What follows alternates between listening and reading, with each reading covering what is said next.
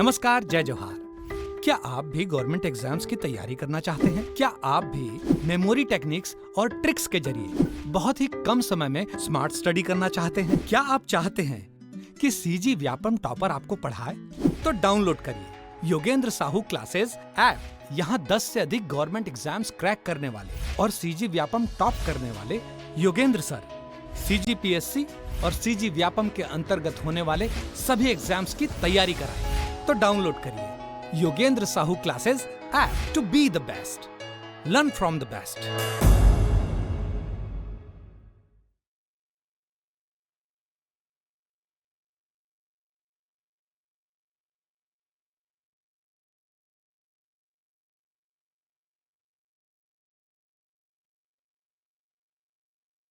नमस्कार दोस्तों, मैं मनीष आप सभी का स्वागत करता हूं योगेंद्र साहू ऑनलाइन क्लासेस में। जैसा कि हम लोग का छत्तीसगढ़ का जो हिस्ट्री का सीरीज चल रहा था एमसीक्यू वाला, वो आज से फिर से कंटिन्यू कर रहे हैं हम लोग।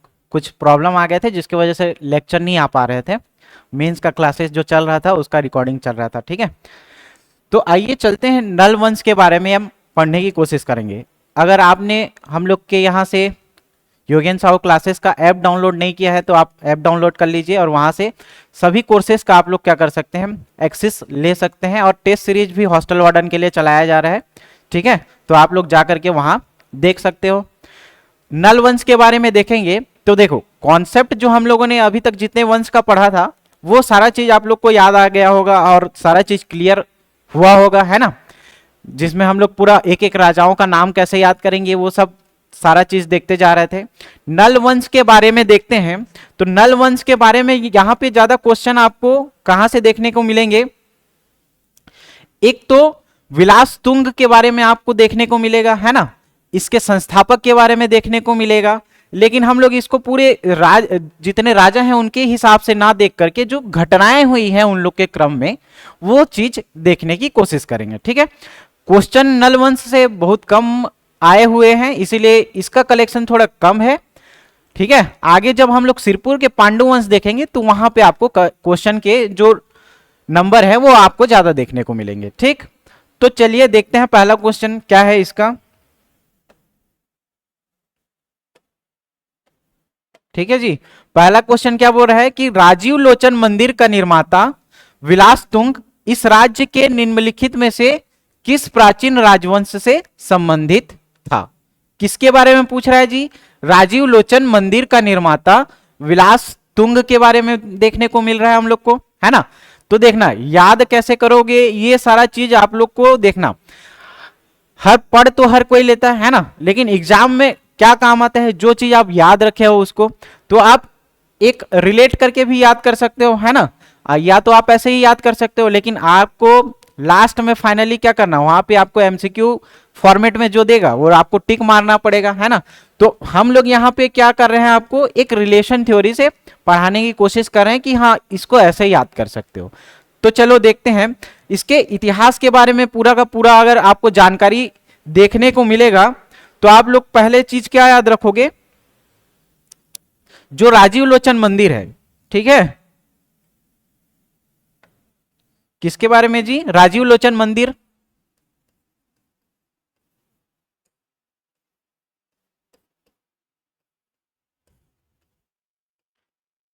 तो इसके बारे में जब आपको देखने को मिलेगा तो सबसे पहला चीज इसका क्या पूछेगा, कौन सी शताब्दी में हुआ था, ठीक है। इसकी स्थापना कौन से शताब्दी में हुआ था ये आपको पूछता ही पूछता है।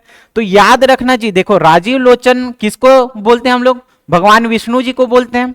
उनका ही पर्यायवाची नाम है, किनका, भगवान विष्णु का, ठीक है। तो विष्णु का ही पर्यायवाची नाम है कौन, राजीव लोचन, कमल नयन ऐसे बोलते हैं ना।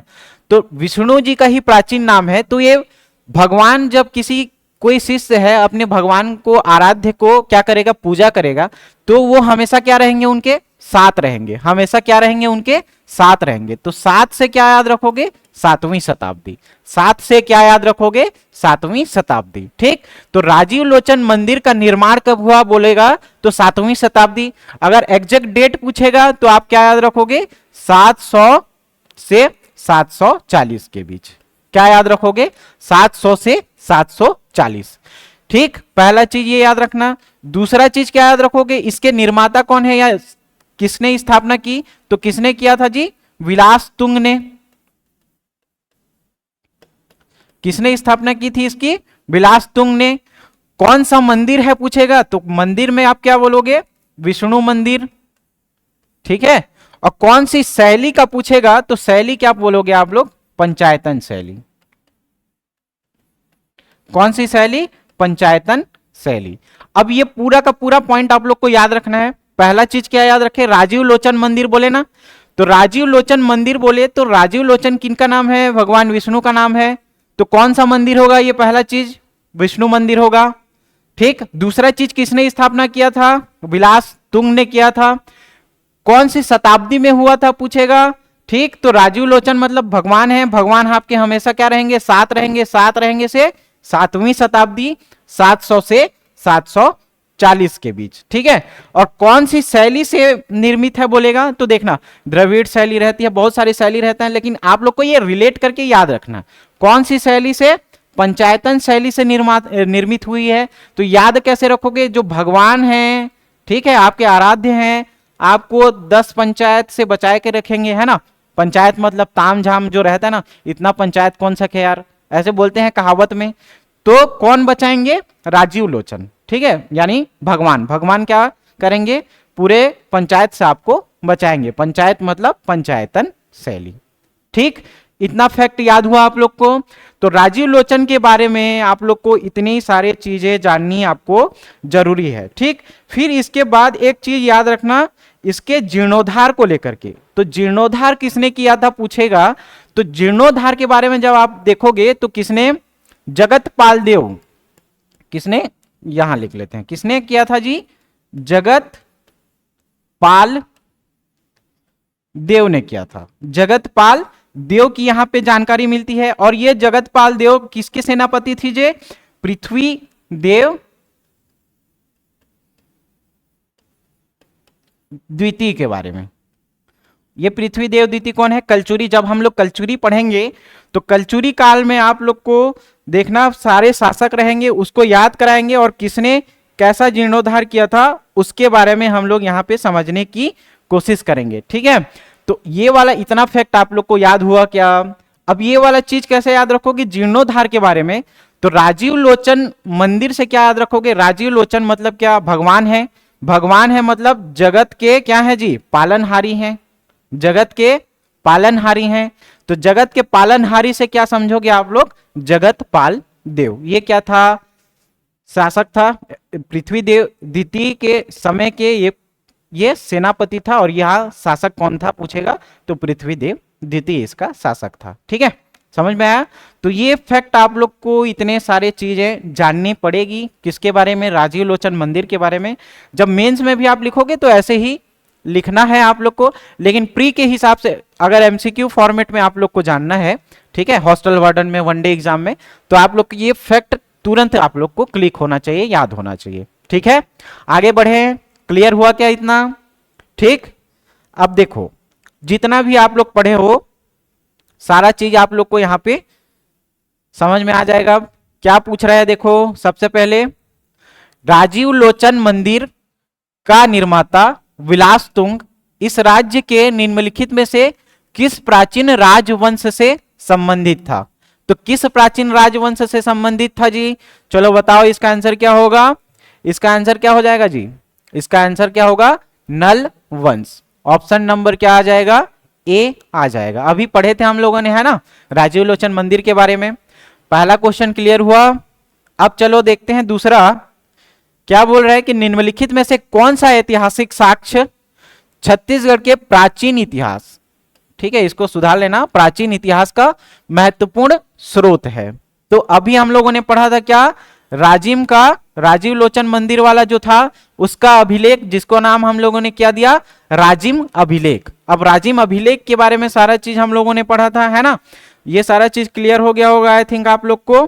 तो इसके संबंध में क्या ऐतिहासिक साक्ष्य छत्तीसगढ़ का कौन सा है, राजिम अभिलेख, ठीक। सांची अभिलेख नहीं है ना, ये सब तो आप इंडियन हिस्ट्री में पढ़ते होगे। राजिम अभिलेख कहां का है, छत्तीसगढ़ के प्राचीन इतिहास का स्रोत है। चलो अगला देखो, तीसरा क्वेश्चन क्या बोल रहा है कि राजीव लोचन मंदिर राजिम के संबंध में निम्नलिखित में से कौन सा कथन क्या बोल रहा है, सही है बोल रहा है, कौन सा कथन सही है बोल रहा है। ठीक है, तो आप लोग पढ़ो चारों ऑप्शन को। क्या बोल रहा है पहला ऑप्शन, इसका निर्माण 12वीं शताब्दी में हुआ था। ठीक है, दूसरा स्टेटमेंट क्या बोल रहा है, इसे नलवंशी शासक ने बनाया था। तीसरा स्टेटमेंट क्या बोल रहा है, पढ़ो, इसमें भगवान रामचंद्र की मूर्ति है। चौथा स्टेटमेंट क्या है, यह पंचायतन शैली का मंदिर है। तो हम लोगों ने पढ़ा था इसके बारे में, है ना। तो क्या बोला था मैं, राजीव लोचन मंदिर मतलब भगवान विष्णु जी हैं, है ना। तो विष्णु जी हैं मतलब कौन सा मंदिर होगा जी, विष्णु जी का मूर्ति होगा, रामचंद्र का नहीं होगा, रामचंद्र जी का नहीं होगा, है ना। तो किसका मंदिर होगा, विष्णु भगवान का। पहला चीज तो हम लोग को ये क्लियर हो गया, है ना। दूसरा चीज क्या देखो, इसका निर्माण 12वीं शताब्दी में हुआ था। क्या 12वीं शताब्दी में हुआ था, ये भी स्टेटमेंट गलत हो जाएगा। क्यों, देखो किस शताब्दी में हुआ था बोला हूं मैं, राजीव लोचन मंदिर मतलब भगवान है, भगवान क्या रहेंगे हमेशा आपके साथ रहेंगे। साथ रहेंगे से क्या याद रखना, साथ रहेंगे से क्या याद रखोगे, 7वीं शताब्दी याद रखना। साथ रहेंगे से क्या याद रखना, 7वीं शताब्दी याद रखना। तो एग्जैक्ट डेट अगर पूछेगा तो 700 से 740 के बीच। ठीक हुआ क्लियर जी। तो कौन सा कथन सही है बोल रहा है ना, तो कौन कौन सा गलत है ये सुन लो आप। पहला स्टेटमेंट तो गलत हो जाएगा, दिख रहा है ना 12वीं शताब्दी, ये खत्म हो जाएगा। इसमें भगवान रामचंद्र की मूर्ति है, ये भी गलत हो जाएगा। ठीक है, तो इसका कौन सा है, देखो इसमें नलवंशी शासक के द्वारा बनाया गया है। क्या बोला जा रहा है जी,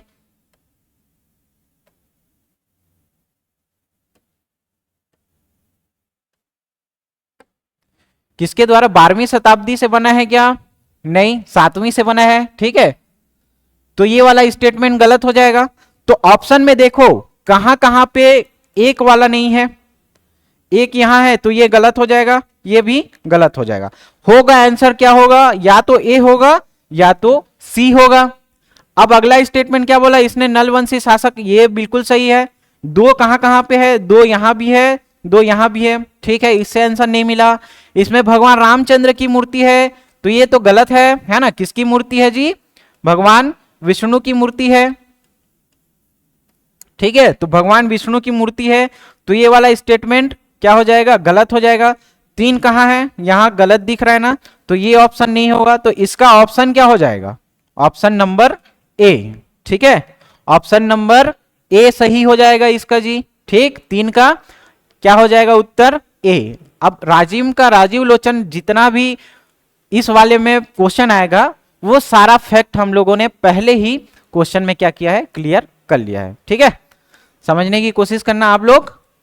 अगला क्वेश्चन अब देखो क्या बोल रहे हैं, नल वंश के शासकों की स्वर्ण मुद्राएं कहां मिली थी।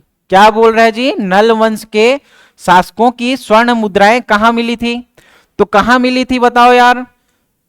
ए क्या है, अरेंगा केशकाल, दूसरा बकावंड बस्तर, तीसरा सरोना कांकेर और चौथा है दरभा बस्तर। तो क्या हो जाएगा इसका उत्तर यार, बताओ चलो। 4 का ए हो जाएगा, 4 का क्या होगा, ए होगा। अब याद कैसे करोगे देखना, स्वर्ण मुद्राएं बोल रहा है ना, क्या बोल रहा है, स्वर्ण मुद्राएं बोल रहा है। तो देखो स्वर्ण मुद्राएं अगर किसी के पास रहेगा, है ना, और आप लोग उसको क्या करोगे, प्राप्त करने की कोशिश करोगे, तो क्या उसमें आप अड़ंगा डालोगे ना, जैसे बोलते हैं ना बाधा, है ना, अड़चन, तो वैसे क्या बोलेंगे, कई सारे बाधा आ रहे हैं, अड़चन आ रहा है, कोई टांग अड़ा रहा है बोलते हैं ना, तो टांग अड़ा रहा है इसे क्या बोलोगे, अड़ेंगा, है ना।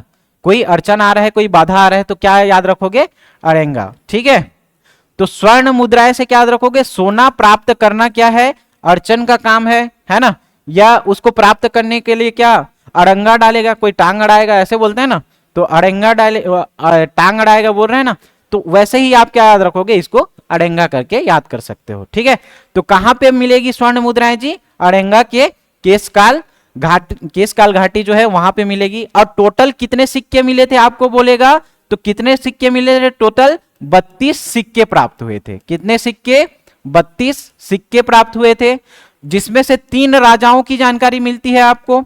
पहला किसके बारे में? वराह राज के बारे में। किसके बारे में जानकारी मिलती है जी? वराह राज के बारे में। फिर भौदत्त वर्मन के बारे में। किसके बारे में? भौदत्त वर्मन के बारे में।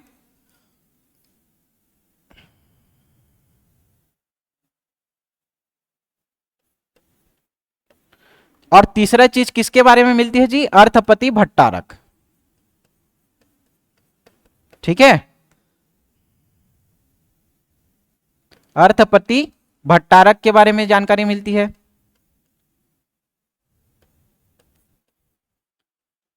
तो आप ये 3 चीजें याद रखना। और स्वर्ण सिक्काएं भी इन्होंने ही जारी किए थे, इन्हीं तीनों राजाओं की जानकारी मिलती है।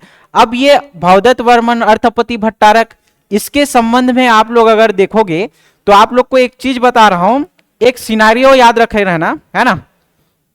क्या याद रखोगे? एक सिनारियो याद रखे रहना। किसके बारे में? भौदत्त वर्मन के बारे में।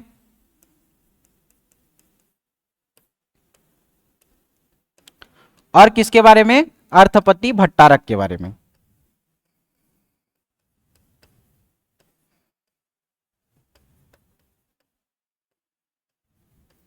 ठीक, ये कौन से शासक हैं जी? नल वंश के शासक हैं। ठीक, और एक चीज, इन लोग का जो राइवलरी चलता था, दुश्मनी चलता था, किसके साथ चलता था? वाकाटक के साथ चलता था। तो वाकाटक कौन कौन से, इनके कार्यकाल में कौन कौन से राजा आएंगे? भौदत्त वर्मन, है ना, भौदत्त वर्मन, अर्थपति भट्टारक। इन दोनों के संबंध में जब आप देखोगे तो यहां पे और 2 राजा का नाम आता है। कौन सा? पृथ्वी सेन। ठीक है, किसके बारे में? पृथ्वी सेन के बारे में। और एक चीज क्या याद रखना यहां पे? पृथ्वी सेन के बारे में एक चीज याद रखना, है ना। और अर्थपति भट्टारक के समय में जो आएगा वो, इसके संबंध में सॉरी याद रखना, इसके संबंध में आप लोग क्या याद रखोगे?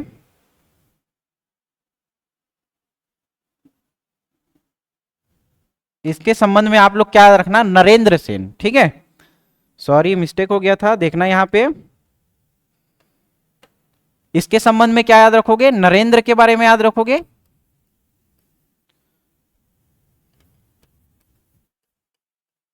नरेंद्र सेन के बारे में याद रखना। और यहां पे क्या याद रखोगे? पृथ्वी सेन। ठीक है, अब इन संबंध में जो है वो एक, इस संबंध में क्या है, आपको एक अभिलेख मिलेगी जिसका नाम है रिद्धिपुर और केसरी बेड़ा। कौन कौन सा है जी? रिद्धिपुर, आर से क्या याद रखना? रिद्धिपुर अभिलेख। और के से क्या याद रखोगे? केसरी बेड़ा। ठीक है जी, अब इसको याद कैसे करोगे देखना। BARK करके याद रखना। ये पूछता है ना कि भौदत्त वर्मन के बारे में किससे या कहां से जानकारी मिलती है, अर्थपति भट्टारक के बारे में किससे कहां जानकारी मिलती है ना। तो ये 2 चीज आप लोग को याद रखना ही रखना है। ठीक है, अब कैसे करोगे तो देखना, क्या याद रखोगे? रेड, ब्लू, ग्रीन करके याद रखते हो ना। जैसे कंप्यूटर में आप लोग पढ़ते हो तो 3 मेन रंग कौन कौन सा आता है? रेड, ब्लू और ग्रीन करके आता है ना।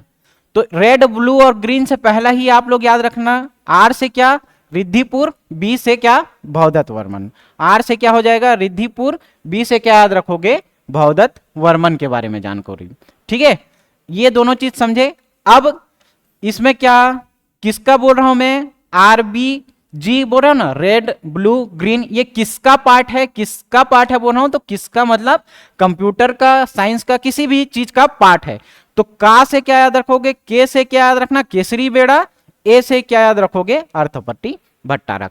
इसके बारे में यहां से जानकारी मिलती है। ठीक है, आप लोग इतना अगर जान लिए, ठीक है, इतना जान लिए आप लोग, तो आप लोग के बाद ये वाला क्वेश्चन बन जाएगा इससे। ठीक है, समझे जी? भौदत्त वर्मन का, अर्थपति भट्टारक का, वराहराज, यहां से 29 सिक्के प्राप्त हुए वराहराज के, है ना, 2 और 1, ये सब करके याद रखना आप। तो ये याद हुआ आप लोग को। ठीक, यहां से अगर क्वेश्चन बनेगा तो अर्थपति भट्टारक से दो, ये सीक्वेंस ठीक है, इसमें देखना अर्थपति भट्टारक से क्या दो सिक्के मिलेंगे, भवदत्त वर्मन से एक सिक्के और वराहराज से 29 सिक्के। टोटल कितने सिक्के मिले? 32 सिक्के। ये इतना इंपॉर्टेंट नहीं है, बस ये तीनों राजाओं का नाम आप लोग याद रखना कि अब इसका 29 है, 2 है, 1 है, इससे मतलब नहीं है। लेकिन आप लोग याद क्या रखोगे कि सोने के सिक्के किसने जारी किए नल वंश में? तो वराहराज ने, भवदत्त वर्मन ने और अर्थपति भट्टारक ने। ठीक, तो आपको ये वाला फैक्ट याद रखे रहना है। समझे जी? आगे बढ़े। अगला क्वेश्चन देखो, प्राचीन काल में इस राज्य में नल वंश का संस्थापक निम्नलिखित में से कौन था? ठीक, तो नल वंश का संस्थापक कौन था बताओ, चलो जल्दी बताओ। सिंपल सा क्वेश्चन है, ठीक है। शासक के बारे में जब आप लोग पढ़ते होगे तो बहुत सारे शासक उसमें से आते हैं, है ना। तो एक शासक कौन आता है? सिसुक, और एक कौन आता है जी? वराहराज, और एक कौन आता है? वराहराज। ठीक, तो संस्थापक तो माना किसको जाता है जी? सिसुक को माना जाता है, ठीक है। संस्थापक माना किसको जाता है? सिसुक का। लेकिन वास्तविक संस्थापक जो है कौन? वास्तविक संस्थापक जो है वो कौन है? वराहराज है। किसका? नल वंश का। तो आप लोग को ये क्वेश्चन पूछे भी तो आप लोग आंसर क्या लेना? वराहराज लेना, ठीक है। संस्थापक कौन है पूछेगा तो कौन इसका जवाब दोगे? वास्तविक संस्थापक के बारे में, वराहराज के बारे में, जिसकी राजधानी क्या थी? पुष्करी या कोरापुट। जिसकी राजधानी क्या थी? पुष्करी या कोरापुट थी, ठीक है। समझ में आया? संस्थापक कौन है? सिसुक है, लेकिन वास्तविक संस्थापक वराहराज है। अगर पीएससी पूछे या व्यापम पूछे तो आंसर आप लोग क्या लेना? वराहराज लेना, ठीक है। आगे बढ़े। अब देखो, निम्नलिखित में से कौन सी नल वंश की राजधानी थी? तो अभी हम लोगों ने देखा क्या था? पुष्करी या कोरापुट बोला था ना, तो पुष्करी या कोरापुट, पुष्करी या कोरापुट, ठीक है। अब इसको कैसे याद करोगे? नल वंश की राजधानी क्या है बोलेगा तो क्या बोलोगे आप? कोरापुट, है ना।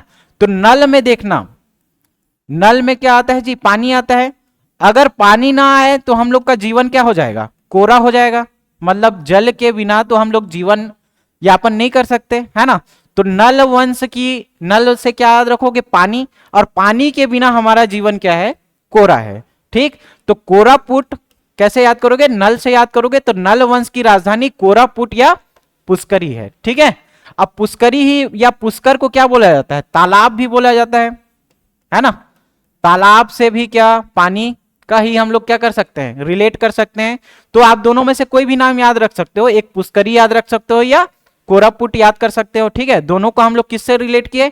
नल से रिलेट किए, है ना। ठीक, पुष्करी मतलब तालाब होता है, वहां भी पानी, नल में भी क्या आता है? पानी, उसके बिना जीवन कोरा है करके याद किए थे। तो पुष्करी और कोरापुट दोनों याद रखे रहना इसके बारे में। अब देखो, रिद्धिपुर, ताम्रपत्र और केसरी वाला। देखो अभी हम लोगों ने कुछ देर पहले ही इसको समझा था। कौन सा? रिद्धिपुर ताम्रपत्र, और किसके बारे में? केसरी वाला ताम्रपत्र दक्षिण कोसल के किस राजवंश के सशक्त ऐतिहासिक घटना का क्या था? प्रमाण था। किसके बारे में हम लोग को जानकारी मिली यहाँ से? बताओ। नल वंश के बारे में। तो रिद्धिपुर से क्या याद किए थे? आरबी करके याद किए थे। और क्या किए थे? केसरी बेड़ा। केसरी बेड़ा से क्या याद किए थे? अर्थपति भट्टारक किए थे, है ना। तो आर से क्या? आर से हम लोग क्या याद किए? रिद्धिपुर। बी से क्या याद किए? भवदत्त वर्मन।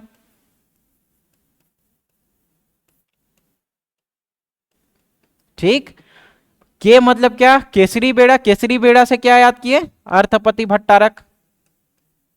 तो आप लोग को ये फैक्ट याद रखना जरूरी है जी, ठीक है। समझ में आया? पूरा का पूरा थ्योरी पार्ट भी इसमें लगभग कवर हो जाता है ना। तो आप लोग साथ साथ इसको याद करते भी चलिए, ठीक। कौन सा जानकारी मिलेगा नल वंश के बारे में? नल वंश में किसका? अर्थपति भट्टारक और भवदत्त वर्मन के बारे में। अब देखो क्या बोल रहा है, सुमेलित करने वाला क्वेश्चन बोल रहा है ना। तो राजस्य तुल्य कुल वंश पढ़ चुके हैं ना। राजस्व तुल्य कुल वंश जिसने पढ़ा है, एमसीक्यू सीरीज लगातार हम लोग का देख रहा है, तो आप लोग को समझ में आ गया होगा कि राजस्व तुल्य कुल वंश में कुल कितने 6 शासक थे, 6 शासक।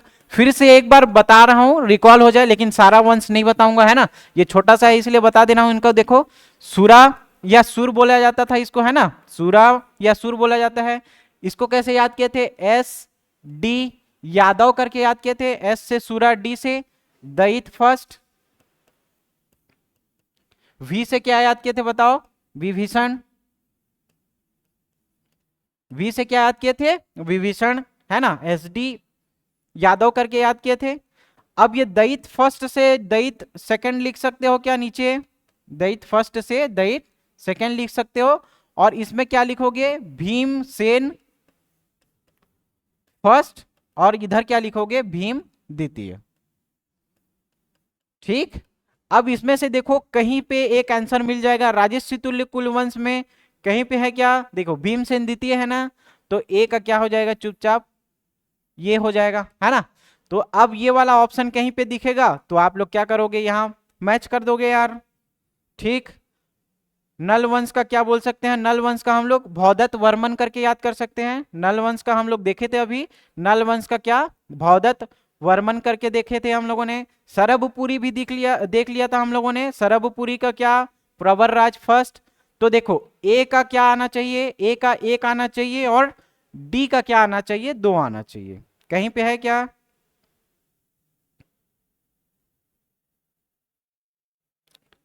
ए का क्या आना चाहिए जी, एक आना चाहिए, है ना, ए का क्या आना चाहिए, एक आना चाहिए। ठीक, सरभपुरी बी देखे थे, तो बी का क्या आना चाहिए, प्रवरराज मतलब 3 आना चाहिए। ठीक, और पांडु जो देखे थे उसका महाशिवगुप्त मतलब सी का आई भी आएगा, सी का क्या आएगा, आई भी आएगा, ये तीनों देखो। और नल वंश का डी का क्या आएगा, 2 आएगा। कहीं पे मैच कर रहा है क्या, देखो। ठीक है, तो यहां पे प्रिंट मिस्टेक है, देख लेना थोड़ा इसका वाला, है ना, प्रिंट मिस्टेक है ये, देख लेना जमा करके। बाकी ये चारों ऑप्शन में कहीं पे भी आपको दिख जाएंगे। आप लोग क्या याद रखोगे, राजस्व तुल्य का क्या, भीमसेन द्वितीय याद किए थे हम लोगों ने, देख लिया था। सरभपुरी का देख लिया हम लोगों ने, पांडु का भी समझ लिया, नल का क्या हो गया, नल का भी हम लोगों ने भौदत्त वर्मन करके देख लिया था। ठीक है, यहाँ पे डी का 2 कहीं पे नहीं दिख रहा है, आप लोग थोड़ा प्रिंट मिस्टेक है ये वाला, डी का 3 नहीं होगा, ये डी का 2 होगा। तो इसका आंसर क्या हो जाएगा, ए हो जाएगा, थोड़ा मैच कर लेना इसको। ठीक है, यहाँ डी में क्या आएगा, 2 आएगा, थोड़ा देख लेना इसको। बाकी आप ये चारों शासक का जो देखे थे शासनकाल, उसके संबंध में हम लोग इसको देख लिए थे, है ना, ये वाला आंसर हो गया। अब देखो 9 का क्या बोल रहा है, निम्न शासकों के नाम और उसके राजवंश से सुमेलित कीजिए।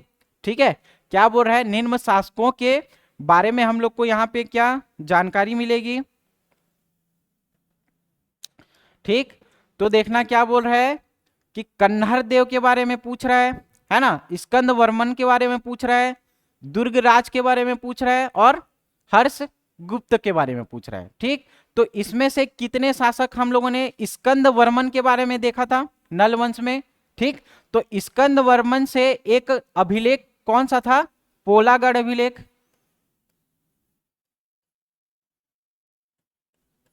कौन सा, पोड़ागढ़ अभिलेख। ठीक है, पोड़ागढ़ अभिलेख। अब इसको कैसे याद करोगे, देखो। ठीक, इसको कैसे याद रखोगे, स्कंद वर्मा बोल रहे हैं ना, तो स्कंद से कंद मूल करके याद कर सकते हो। और कंद मूल कहाँ पड़ा रहता है ना जी, कंद मूल क्या रहता है, पड़ा रहता है। ठीक है, कहाँ पे, जमीन के अंदर में, हालांकि वो स्थित रहता है लेकिन उसको हम लोग क्या बोलेंगे, पड़ा रहता है ना। तो कंद मूल पड़ा रहता है, पड़ा रहता से पोलागढ़ अभिलेख याद किए। ठीक है, स्कंद वर्मा से। तो आप बी का क्या ले सकते हो, यहाँ पे देखो आंसर बी का नल वंश आना चाहिए, है ना। स्कंद वर्मा का क्या हो जाएगा, नल वंश आएगा। ठीक है जी, अब बी का एक कहीं पे दिख रहा है क्या, देखो बी का एक कहीं दिख रहा है क्या, बी का 2, बी का 2, बी का 1 दिख रहा है। आंसर क्या आएगा इसका, सी आएगा। ठीक है, तो आंसर क्या आएगा इसका, सी आएगा। क्लियर, जहां पे हम लोगों ने देखा और समझा कि क्या था, स्कंद वर्मा या स्कंद वर्मन के बारे में देखा, नल वंश से संबंधित था। ठीक है, तो कहां पे दिख रहा है जी, बी का 1 दिख रहा है ना, बी का 1 दिख रहा है, तो इसका आंसर क्या होगा, सी हो जाएगा। ठीक है, समझ में आया। कन्हर देव ये सब के बारे में जब हम लोग पढ़ेंगे, छिंदक नागवंश इनके बारे में, है ना, तो सारा चीज आपको डिटेल से ये पूरे शासकों को समझाया जाएगा, पांडु वंश के बारे में भी, है ना। बाकी सरबपुरी पिछले लेक्चर में हम लोगों ने क्लियर कर लिया था, जितने शासक हैं सब के बारे में देखा था, है ना। ठीक है, नल वंश का भी आप लोग देख लेना एक बार। ठीक है, तो थ्योरीज वाला सेक्शन आप लोग अच्छे से पढ़िए। एमसीक्यू फॉर्मेट क्या होता है, सिर्फ उसका रिवीजन होता है, लेकिन कोशिश ये कर रहे हैं कि हम लोग थ्योरी पार्ट को भी लगभग लगभग यहाँ पे क्या कर रहे हैं, एक्सप्लेन करते जा रहे हैं। ठीक है, बने रहे योगेन साहू क्लासेस के साथ। ठीक है, थैंक यू, धन्यवाद।